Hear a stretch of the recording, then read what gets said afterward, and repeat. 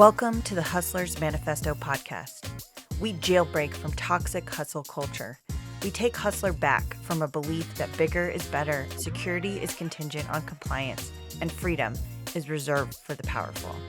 I'm your host, Sarah Duran. I'm not here to tell you how to make a quick buck. I'm here to change the way work is done so that we can live more meaningful lives right now instead of betting on an uncertain future. If you value this content, please rate it and comment on this podcast wherever you get it. If you're a freelancer, consultant, or solopreneur who needs better strategy for your business, learn more about what I do at fruitioninitiatives.com. Thanks for being part of the movement.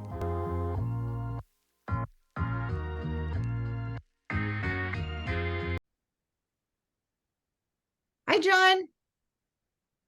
Hello, Sarah. How are you?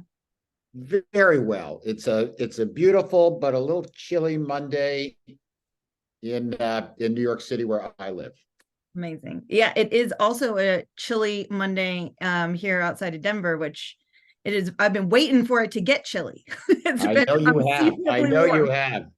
Everybody that I know that lives in Colorado, including my son, my daughter-in-law, my two of my grandchildren, man, it's season to season. You know, yes. He's excited about skiing, and he's sorry to lose the hiking and the and the fishing that he does. Yes, absolutely. So, we're exactly the same way. It's been a very warm fall, which I did but the pro of that is we went on a hike just this past weekend. So, which you usually don't get to do at the end of November. So, well, I'm so excited to have you here for you to share some of your very, very deep expertise on all things. I think many things, freelancing, open talent, independent work. But I'd love for us to start off with the three questions that I ask everyone at the beginning, which is just, Sure. Who are you? What is your work? And why do you do it? So let me write down, who are you, your work, and why? Okay, so who am I? Let me answer that in two ways. The first is that I'm a full-time husband, I'm a full-time grandfather, and I'm a part-time everything else. So that's the first answer. A very long time ago, when dinosaurs walked the earth, I was a social psychologist, organizational psychologist, and I was teaching, and then moved from teaching to a business job. So I worked for Exxon for 10 years. I had a wonderful time at Exxon. Many people who freelance wonder whether they should work for a company for a while before they start freelancing. I can't give advice to anybody else, but I know that it was very helpful for me, because what I learned was business stuff.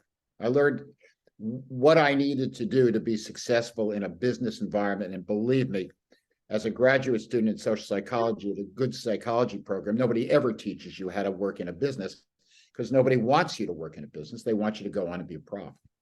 So it was a great experience, 8 jobs in 10 years. And I left there and started a sequence of building companies. We ended up working with wonderful people in the HR field, guys like Norm Smallwood and Dave Ulrich, in other areas, and we ended up taking 2 companies public, or I was part of taking 2 companies public. One was a consultancy that became much bigger as a result of a roll-up, and the other was working for a company that was an early eyeball counter in the internet. Before anything else happened in the internet, people wanted to know who was going where and how many. And with a French company called Net Value, which had gotten public on the New Bourse, we were a very early tracker of where people were going and what people were doing on the internet. So that's me, a little bit on the internet, a little bit on consulting, a little bit on freelancing, and here we are. What so tell us what you do now. Pretty much the same thing. So I have been I've been blessed with a fear of retirement. I'm 72. And so I don't particularly wish to retire. And there are so many wonderful stories about the freelance world that I'm delighted to write them and to share them. So with Human Cloud, the CEO of Human Cloud is named Matt Matola, and I have joined him. There are a couple of other people in the company as well. And we see ourselves as advisors and tool makers for the internet community. We're very involved in education. So one example is you and I were talking before the session about some of the other people that you have interviewed. Many of the recent ones have come from something that we started a year and a half ago, which is called the Freelancer First Study Group. We're now on the second group. There's a third that'll be coming early next year. And the logic of the Freelancer First Study Group is the notion that freelancers' success and prosperity is the rising tide that lifts all boats in a marketplace world.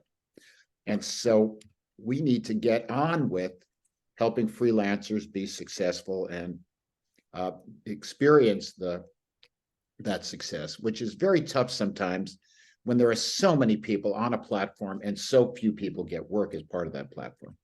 So we've invited a bunch of CEOs to work together to identify ways in which they can increase the success and prosperity of their freelancers.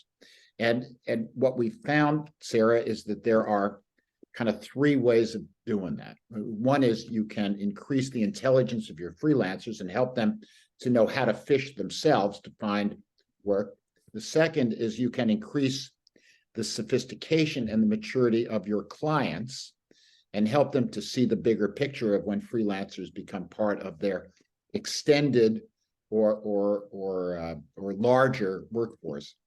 And the second is we've been helping freelance platforms to put more intelligence into the platform itself. And I'll give you one little example, which is that Gigged AI, which was a member of our first group of companies, had done a very, very interesting thing and now have created a relationship with OpenAI. Gigged AI said, you know, one of the biggest areas of wasted time and effort in freelancing is getting the scope right.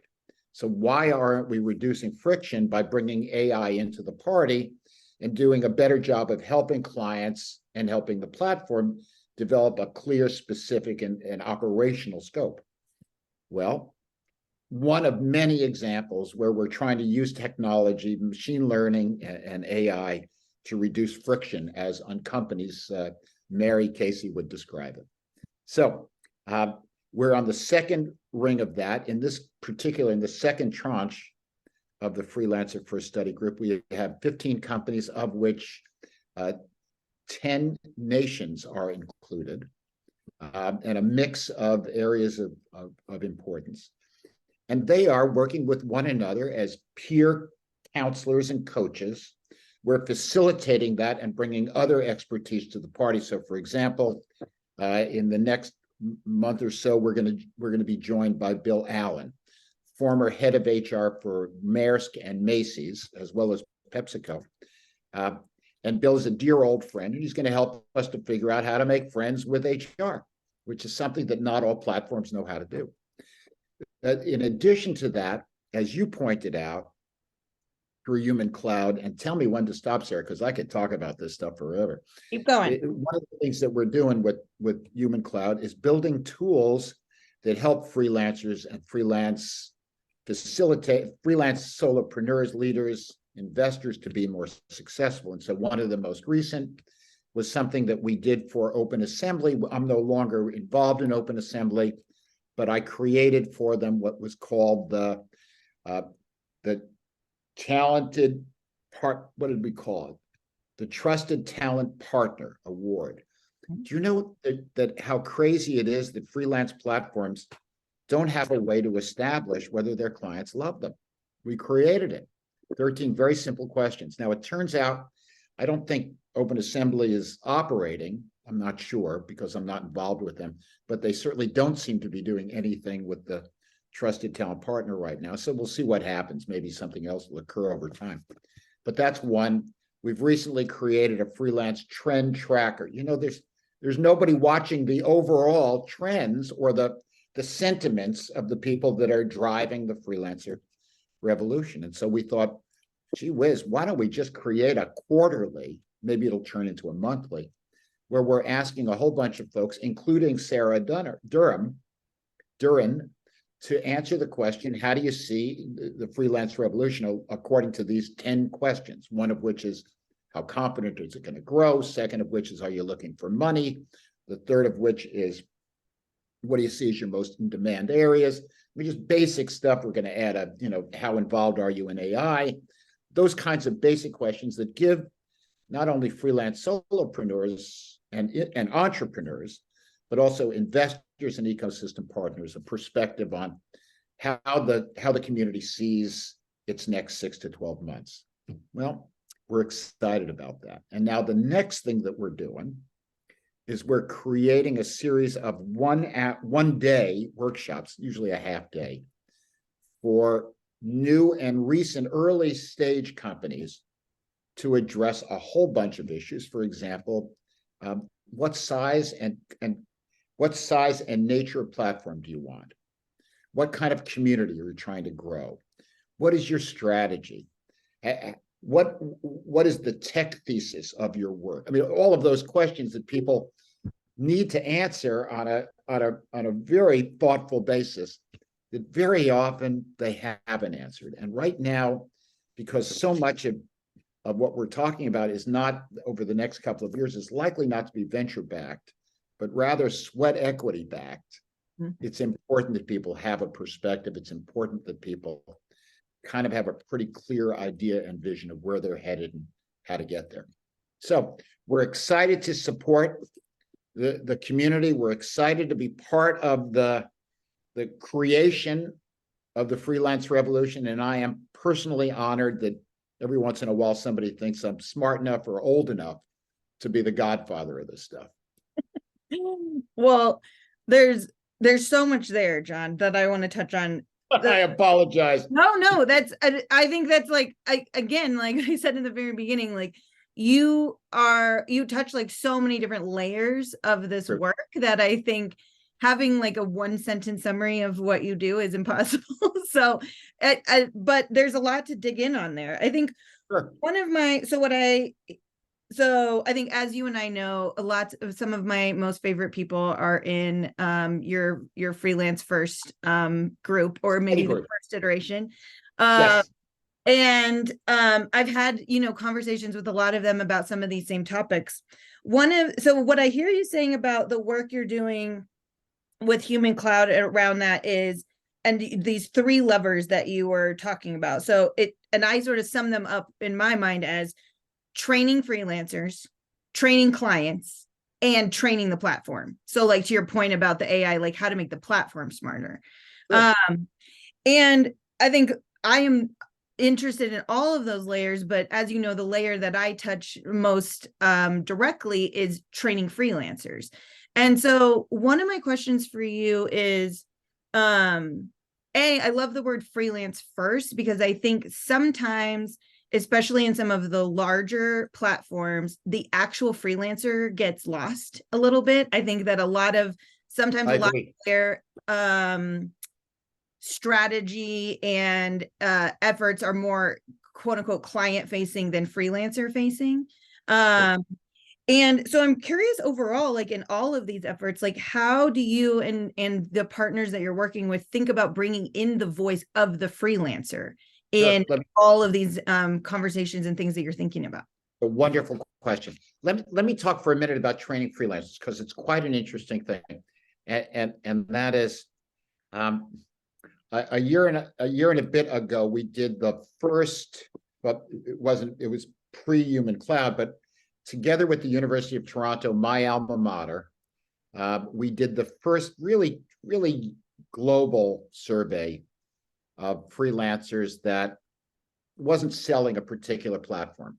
So this was, we involved about 30 platforms. We had 2,000 people, 30 countries, 40 platforms, et cetera, et cetera. So it was really kind of neat. And one of the things that we found, Sarah, was quite interesting around the training of freelancers. And that is, if you take a look at freelancers, what you find is that there are sort of 4 stages of early freelancing. First stage of early freelancing is, can I do this? And when we take a look at satisfaction levels for the first year, freelancers in their first year of freelancing are, in general, a little frustrated. They're frustrated because they don't know how to get work. They're frustrated because they don't know how to work with clients. They're frustrated because they're not sure what to expect from their platform. For all of the reasons, they're newbies. And what we've seen is that at the end of the first year, people make a choice. Some people say this isn't right for me. So, for example, we know that 18% of freelancers are looking for full-time jobs. At least those are fairly recent data. And I suspect there's a higher percentage now as people are starting to worry about recessions and stuff like that. But let's assume 20%. So the 20% leave, they go back, they get a full-time job.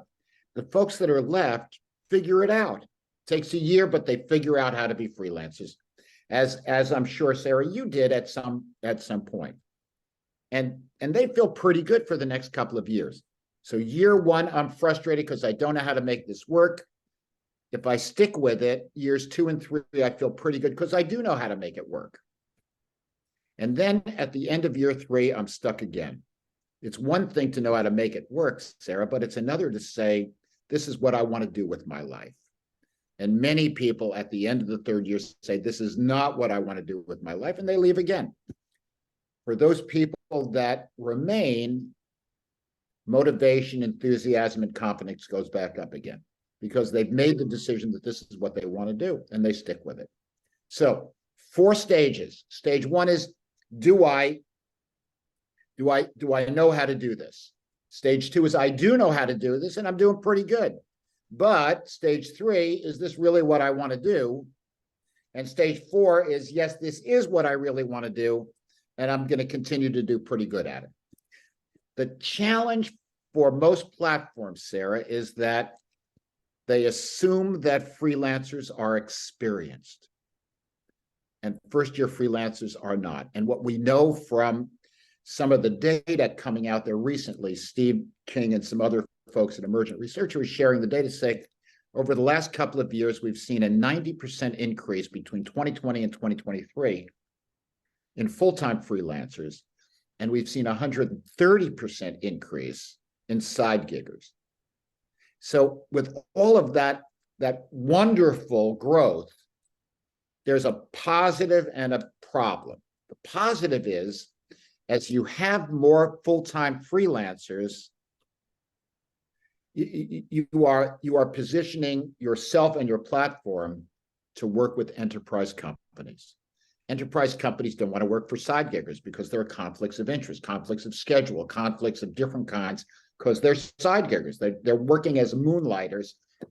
Big companies don't want to deal with moonlighters. They want to deal with fellow professionals, quote unquote. So the good news is, with an increase of 90%, we're in a much better position globally to support enterprise business. The problem is that all these guys are new. And so they need to learn how to freelance. They need to know how to put together a profile. They need to know how to talk to clients when they don't have an opportunity to build a relationship, but rather there are 3 that have been curated and put forth as possibilities. They've got to be clear about what they're good at. They've got to be clear about what they need to learn. They've got to be clear about so many different things in their first year, et cetera, that we need platforms to be attentive to their unique needs. Right now, the average freelance platform provides work to 10, maybe 15% of its platform members. So we've got an awful lot of people that aren't getting a lot of work. And of course, in order to know how to freelance, you need to freelance. You need to do the work. And so we're in a little bit of a bind there. And clearly what freelance platforms need to do is what we already talked about for Freelance for a Study Group, more opportunity. But they also have to train their freelancers to know how to go after that opportunity themselves, in addition to waiting to eat at the platform table. Freelancers cannot depend on the platform for all their work, and here's why. So if you think about the role of the platform is a discovery role more than anything else. Not only is it making available freelancers to companies of various sizes, organizations of various sizes, but as or more important, platforms are the vehicle to discover talent you need but didn't know existed. Right? They're discovering their talent on behalf of you. Well, that means that you're not going to be on everybody's mind all the time. You're only going to get a certain amount of business from the platform, because you only come up as that unique, competent entity every once in a while. So you've got a couple of obligations as a freelancer. One is you got to be really good at whatever it is you're saying you're good at. You got to be really good. You got to build a what is it called? A Vita CV, and you've got to identify great projects that you've had an amazing opportunity to work for and be good at. I mean, that's the challenge, right? You got to sell yourself. At the end of the day, the freelance platform is selling you, but only on an attenuated basis. You've got to be doing all of the rest of the work of making it easy for them to sell you, making it easy for companies to hire you on a project basis. That's the challenge. Now, what is it that freelancers are typically awful at? And the answer is networking, selling themselves, asking for the business. They're terrible overall at it. Our data says that less than a third of the freelancers that we talk to in our survey feel confident that networking is a strong skill, or feel confident that selling themselves is a strong skill. Now, they're very good at working with people. They're very good at interacting. They're very good at building relationships. But this is a very specific kind of relationship. It's a financial or business relationship, and they're not good at asking for the dough. So we not only have to help freelancers to be clear about what makes them special, but we also have to teach them how to interact in a way that enables them to sell themselves. So this is super interesting, John, because so a lot of the work I've been doing over the last year with the freelancers that I work with, whether that's through workshops or my coaching program or whatever it is you are hitting the nail on the head. That's my job, right? That's my job. And I think that it's so interesting because I do think, and I obviously have a much smaller sample size than you, but the number one thing I hear from the people that I interact with is I either hate promoting myself, I hate selling myself, or I don't know how to do it, or they're doing it in a way that I think, like when you're talking about networking, which is my number one thing, I'm always like, if you're not networking, you're not getting work. You can have a social media presence, you can have a million funnels, you can have all these other things. But if you're not networking, if you're not playing the long game, if you're not building genuine relationships, which then goes back to what you said before, you have to know who you're building relationships with, which means you have to know what you offer. You have to know who you're targeting. You have to know what your suite of services and offerings is. Because I think other people will also just like network very, very broadly. And then they will be like, give people this like cheesecake factory menu of all the things they can do, which basically means that the person on the other end of that conversation is sitting there being like, I don't know what to hire you for because you just gave me 75 things that you can do. Right. But it is 100% true. And I think it's just the other thing I hear you saying, which I love, is that as someone who only gets the like actual freelancing side of my business, I've only ever gotten clients through networking, referrals, and repeat business. So personally, I've never actually been on a platform. And But what you're saying about these like stages and the people that get past levels 2 and 3, and what you're saying about the platform is that the people have to learn by doing. So if if only 10 to 15% of the people in the platform are getting work, then, and if the other, 90 to 85% to 90% of people are just sitting there twiddling their thumbs waiting for the platform to give them work, they're not improving, because they have to be out there. You only learn to do this stuff by doing it. Obviously you can, there's there's people like me, there's trainings, there's other things out there, but like fundamentally you have to do it in order to learn how to do it. Well, and the other thing is you're presumably you're doing it to pay the bills. So if you're not getting work, you're not paying the bills. The advice, and I would build on what you're saying. It's I have this way of I have this statement. It's a little silly. It's a little I don't know what I'd call it. But here's the thing.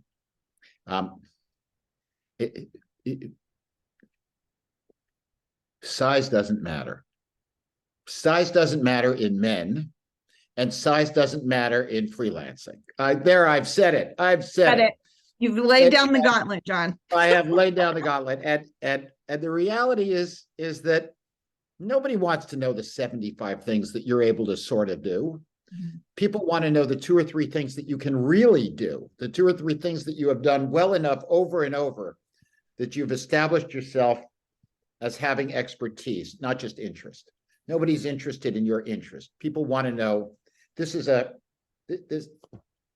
a wonderful, wonderful article that people should read if they don't know it. It's by a guy named Clay Christensen, who was a professor at the Harvard Business School. And he created this really neat thing. He was sort of very much in the disruption field around the internet and stuff like that. And one of the things that he wrote about, which I thought was just absolutely fabulous, is he wrote what he called the theory of job to be done, sheer theory of jobs to be done. If you think about what a client does, a client is willing to rent you to accomplish a task. They're willing to rent some of your time, rent some of your expertise to accomplish a specific task, right? And what you've got to do in your part of that transaction is you've got to establish that you have the experience, the wherewithal, and the skill set, both interpersonally and technically, to accomplish the job that they are renting you to do. So if you give them 75 things to do and you say, well, what would you like from this menu? The answer is, I would like someone else because you're confusing me. Right. So go away. I think that's a very important thing to keep in mind. You need to establish what we call and what other people call your superpower. What is your superpower? What is the thing that you do as well or better as anybody on this planet and will do for your clients? Sarah, you said something that I thought was really interesting, and that is that you're not a member of a platform. You work on what we would call direct sourcing. And it turns out that historically about 80% of freelancing is on a direct source basis, That's changing a bit. Platforms are taking more of a role, they're playing more of a role. But the reality is that direct source is a very important part of any freelancer's overall work.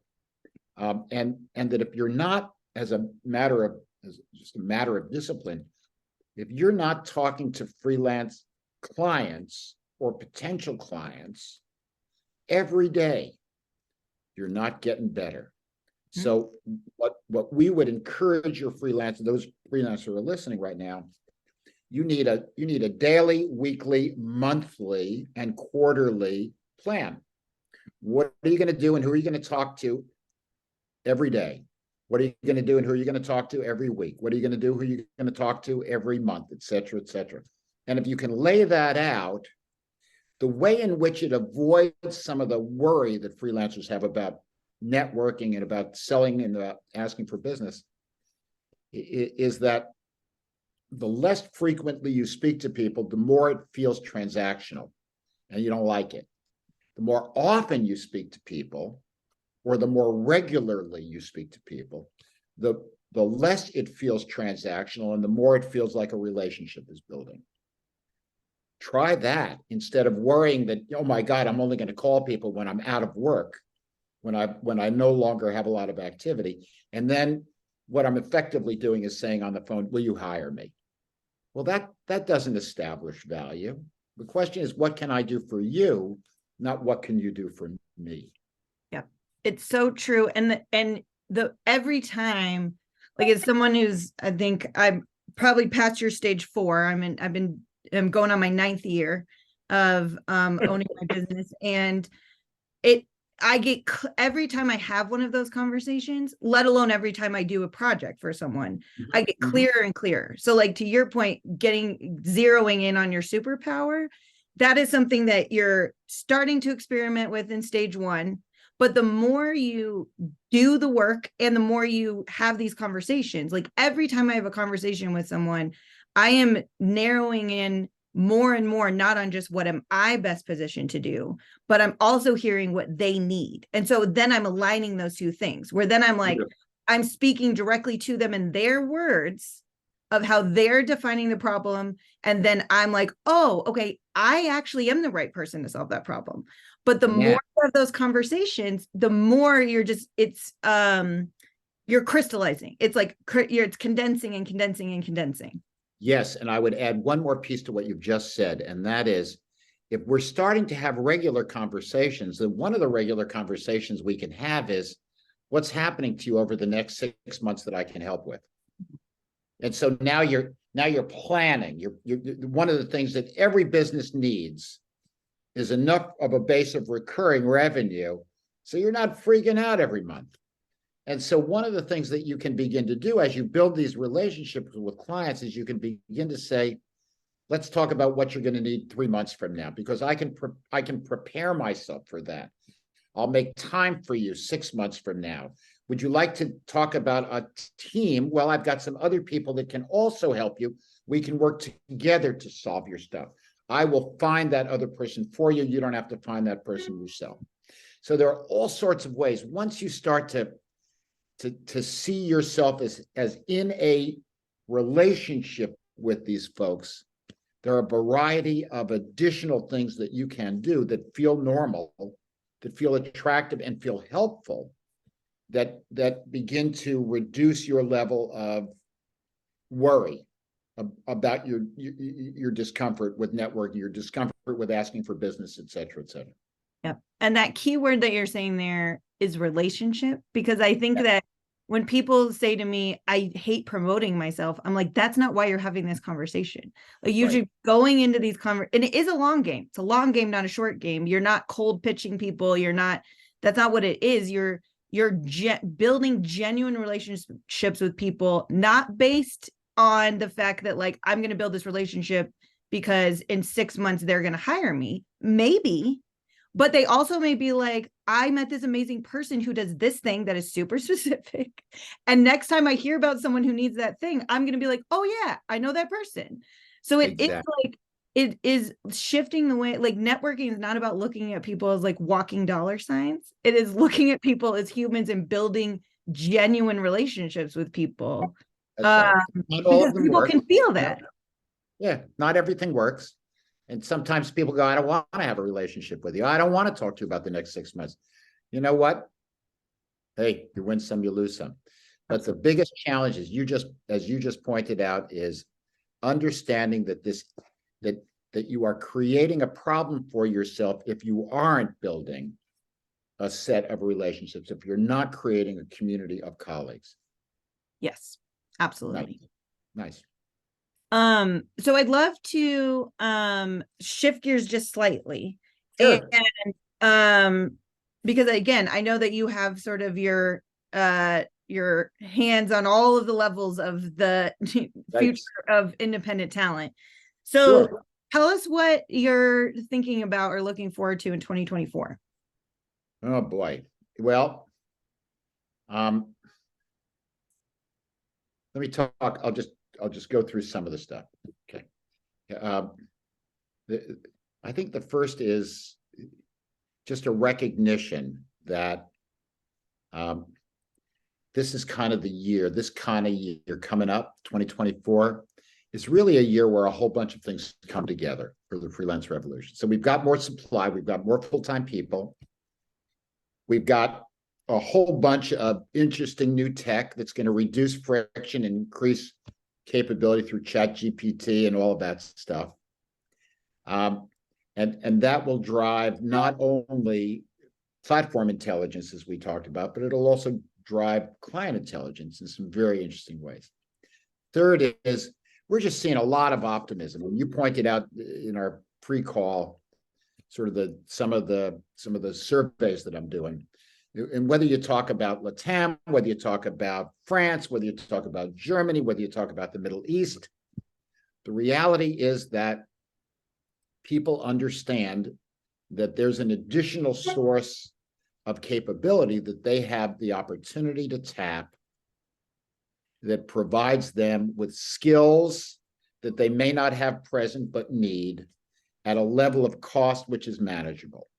So it's very exciting to see that. And what we're seeing, we know there was a drop in demand kind of over the second and third quarters, when people were wondering, is there going to be a recession? Is there not going to be a recession? All that stuff.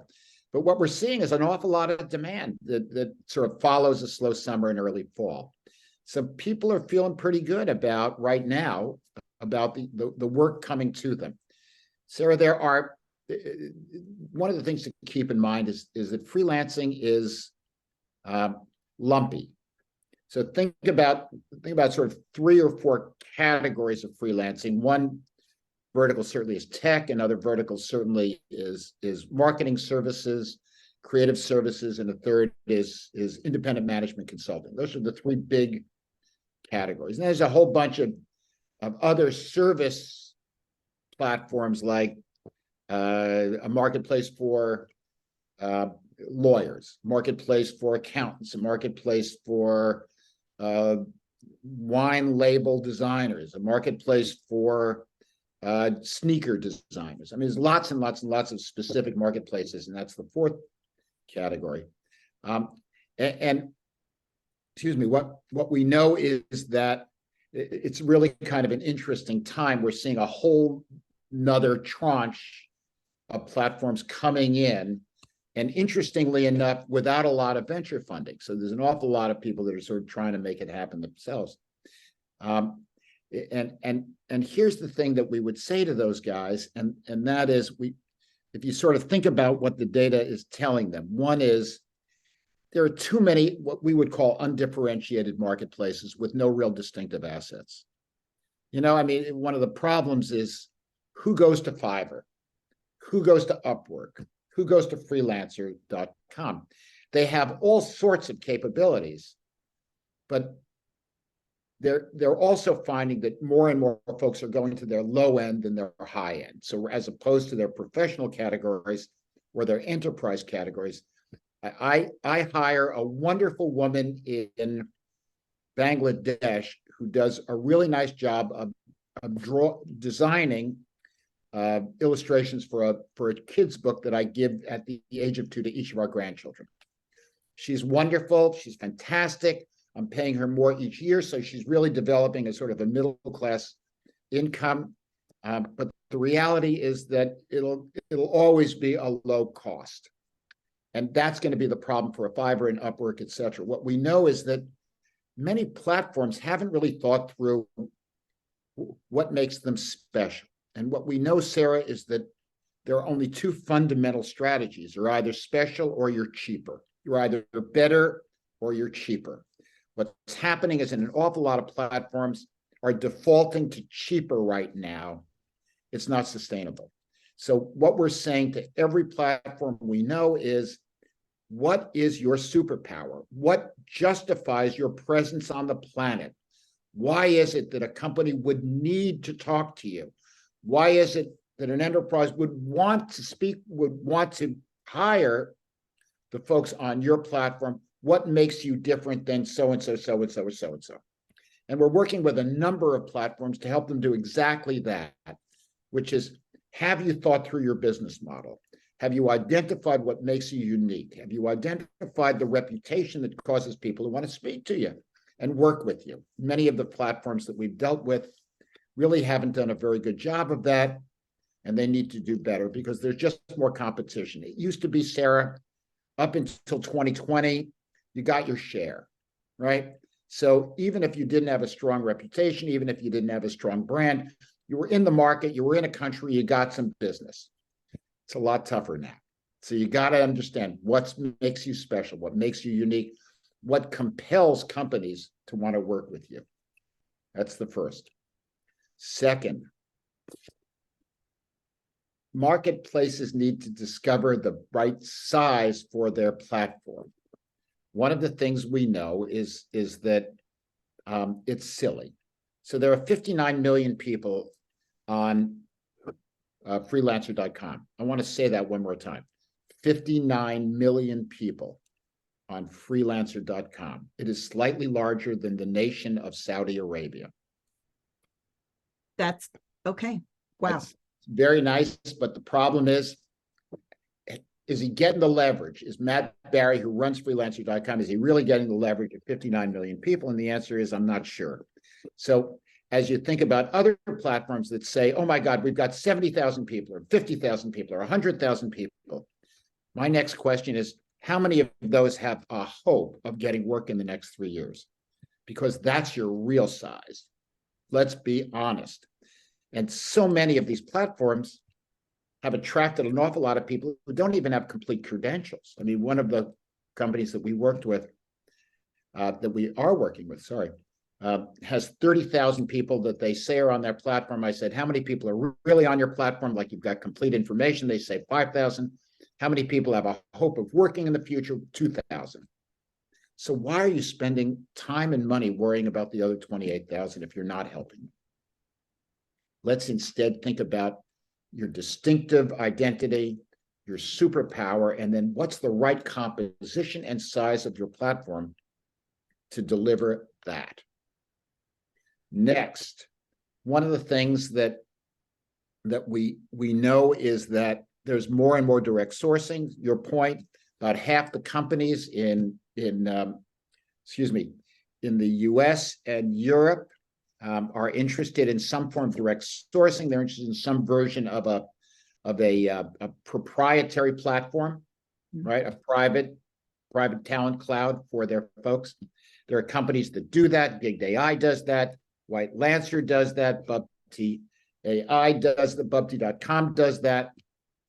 Well, the problem is that the companies know how to support that. How many companies wanted to have a population of experts they could draw upon, but when they had put it together, what they realized was all they had was a job board with essentially a sort of a digital warehouse, digital talent warehouse. Well, people are dropping out of these direct sourcing arrangements because they're not getting work. At the end of the day, people want 6 things from a platform, whether it's a direct sourcing platform or it's another kind of platform. The first thing that they want is they want work. That's why they joined. Second thing they want is to believe there's a future to their work, which causes them to want to stick with the platform. The third thing that they want from that is they want the platform to handle their business requirements. Make sure I'm paid. Make sure that I look good. Make sure that I've got a complete CV. Make sure that my profile. Make sure when you're curating that you've got me in mind, right? Because I've done enough to help you to do that. Fourth thing is people need help staying up to date. You know, lots of folks have the problem of where do they go for continually updating their skills, training, new stuff, etc. There's some platforms that provide that, most don't. Well, we need to do a better job of providing the skills that our freelancers need to stay up to date in their tech. And what we're seeing is more and more change, more and more a more and more accelerated shift in terms of new technologies. And then the last thing that folks want, when you add all this together, is they want the platform community to be what they want it to be. So more and more what people are saying is it's lonely out there. And what I'm looking for from my platform is a bit of engagement, a bit of friendship, the opportunity to work together with other people when that makes sense, et cetera, et cetera. Those are the things that people want from their platform. And when we provide it, they're excited. And when we don't provide it, they go somewhere else. So I want to be respectful of your time, because I know we're about to wrap up, but I think there's so many. Like, I think you and I could sit here all day and continue to have this conversation, and hopefully we'll get to have you back soon so we can dig in Sure. to some of these other things that I'm just resonate so much, like I said, with the experience I have, quote unquote, on the ground with the freelancers I work with. But I think the thing part of what you're saying, which I think is just resonating with me on a meta level, is that you're saying the same thing to companies. I think you and I both know that, like, the fundamental thing that you're doing when you build a business of one versus a business of 1,001 is the same on some very primary levels, which is going back to what we were saying in the beginning about finding your superpower. And I can hear you saying all the same things you're helping a lot of these freelance facing platforms and companies think about are the exact same things that I'm helping individual freelancers think about.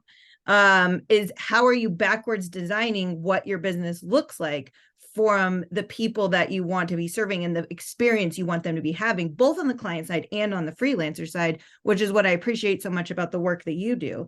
And you're also bringing forward a quote in my mind that I had a conversation last week with Karina from Olo, and she kept using this term that I loved so much, which was that their platform is highly curated. It is not a place with, anyone on either side. They are very clear about the people that they work with and for on both sides of their equation. Yes. And so, but yeah, those are, I think, the main takeaways that I had. But it sounds like, and the conversations I've had with other people too, like 2024 seems bright. I think that we're seeing green shoots. I think there's a lot of green shoots, and I think we're going to experience a lot of interesting stuff over the next year. One of the examples that I'll give you is that in LATAM, there's a lot of energy around working in the States because of the arbitrage opportunity. You make more money working in the States, even though you're working remotely. But what we're going to see pretty quickly is that domestic industry within LATAM is also going to drive a lot of freelancer use. And so it'll be interesting to see sort of how they decide as a series of platforms to pick up some work domestically, some work regionally, and some work internationally. I don't know how it's going to work out. I think we're going to see a lot of growth in Africa over the next little while. I haven't written an article on it, but I've been talking to folks, and it's pretty exciting what's going on there. I think we're going to start to see more and more in Eastern Asia, places like Kazakhstan, Azerbaijan, et cetera. These places are popping fast in terms of technological innovation and creating platforms to support that stuff. We're seeing a lot of growth in Turkey. Just a lot of stuff in the Middle East happening. It's a very interesting time. I believe that freelancing will be choppy until freelancing platforms and freelancers become a bit more professional. And I think that's going to be important. It's not that technical people have to be like Accenture or that Catalan people have to be like McKinsey, but there is there's a protocol required by most mid-sized and large organizations that you really got to conform to in order for them to feel comfortable. Their big issue for small businesses, it's speed and productivity, right? For the startups and for the small businesses, some medium-sized businesses, it's how fast can you get here, and do you have the skills to fix this problem? For many of the enterprises, in addition to that, there's just a big risk mitigation issue. It's just, are you guys going to blow up my global business? And so they're a lot more wary of using freelancers, but they've also been dropping the size of their internal population, internal employee population. They're going to need the freelancers. We need in freelancing to accommodate that protocol, that accommodate the format of how they like to work. They're going to need to understand it's not the same as employees.